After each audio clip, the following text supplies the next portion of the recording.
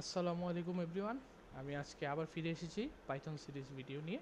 তো আজকে আমরা দেখব হলো ইনডেন্টেশন বা পাইথনের লাইক বেসিক স্ট্রাকচার, যে স্ট্রাকচার ছাড়া পাইথন লেখলে কোডে আমরা ইরর বা প্রবলেম ফেস করতে পারি। সো ইনডেন্টেশন মেইনলি কী জিনিস? সো পাইথন একটা জিনিস বা একটা রুলস ফলো করে। পাইথনের মধ্যে আমরা কোনো জিনিসের আন্ডারে বা কোনো জিনিসের ভেতরে বুঝাইতে আমরা ওই জিনিসটাকে একটু এক স্পেস ডানে করে লিখি। যেমন যদি আমরা দেখি উপরে এক্স, লাইক এগুলো কেটে দিলাম, লাইক এক্স ইকুয়াল টু 10, একটা ভ্যারিয়েবল ডিক্লেয়ার করলাম, ওকে। দেন আমরা আরেকটা ভ্যারিয়েবল ডিক্লেয়ার করলাম Y equal to Y equal to 20, okay. So এই কোড কোনো প্রবলেম নেই, প্রিন্ট করে দিলাম এক্সের ভ্যালু প্লাস ওয়াইয়ের ভ্যালু। কোডে কোনো প্রবলেম নেই, কোড একদম পরিষ্কার, কোনো ইরোর মিরোর কিছু দেখাচ্ছে না। রান করলাম, রান হয়ে গেছে।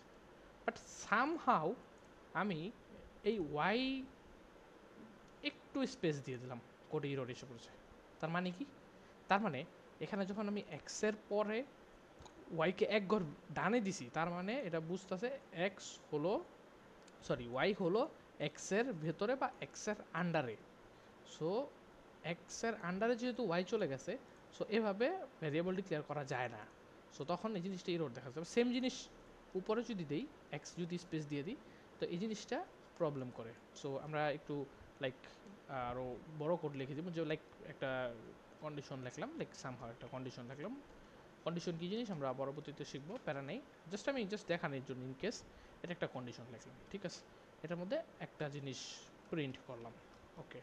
সো এই জিনিসটা যেহেতু ভিতরে বুঝাচ্ছি, তাই প্রিন্টের লাইক যে জায়গা থেকে ইফ শুরু হয়েছে তারপরে কিছু গ্যাপ দিয়ে তারপরে গিয়ে প্রিন্ট, কিছু বলতে শুধু এক ঘর গ্যাপ দিলেও এটা ভিতরেই বোঝাবে। তো আমরা নর্মালি এক ঘরের জায়গায় চার ঘর গ্যাপ, চারটা স্পেস বা একটা ট্যাব যেটাকে বলে, চারটা স্পেসকে একটা ট্যাব বলে। সো এক ট্যাব পরিমাণ জায়গা ফাঁকা রাখবো, ওকে। এখন এটা হলো এই এই ইফের ভিতরে আন্ডারে এই প্রিন্টটা আছে। কিন্তু এখন যদি আমি ইফের বাইরে অন্য কিছু লিখতে চাই, লাইক অন্য কিছু একটা লিখতে চাচ্ছি, লাইক প্রিন্ট প্রিন্ট লাইক কিছু একটা প্রিন্ট করতে চাচ্ছি, সো সেটাকে মানে বাইরে বোঝাতে হলে আমরা অবভিয়াসলি ইফ যে জায়গা থেকে শুরু হয়েছে, মানে ইফ যেই প্লেস থেকে কোনো স্পেস নাই, যেখান থেকে শুরু হয়েছে নিচের লাস্টের লাইনকেও বাইরের জিনিসটাও সেম জায়গা থেকে শুরু করতে হবে। এটা যত নিচে শুরু করি সমস্যা নেই, কিন্তু ইনডেন্টেশন মেইনলি এই জিনিসটি যে আমি যদি এখানে কোনো স্পেস দিয়ে দিই, সো এটা ভিতরে বুঝাবে। বাট এটা এখন ভিতরেও বুঝাচ্ছে না, কারণ ভিতরে যদি শুরু করতে চাই তাহলে সেম সেম লেভেল থেকে শুরু করতে হবে। ভিতরের সবগুলো সেম লেভেলে থাকবে, স্টার্টিং স্পেস সেম থাকবে ভিতরের সবগুলো, যেগুলো ভেতরে বোঝায়। আর যদি বাইরে করি তাহলে একবারে বাইরে, মাঝে করার কোনো অপশন নেই বা পরে করারও কোনো অপশন নেই। সো এই জিনিসটা খুবই কেয়ারফুল থাকা হবে লাগবে পাইথন করার সময়।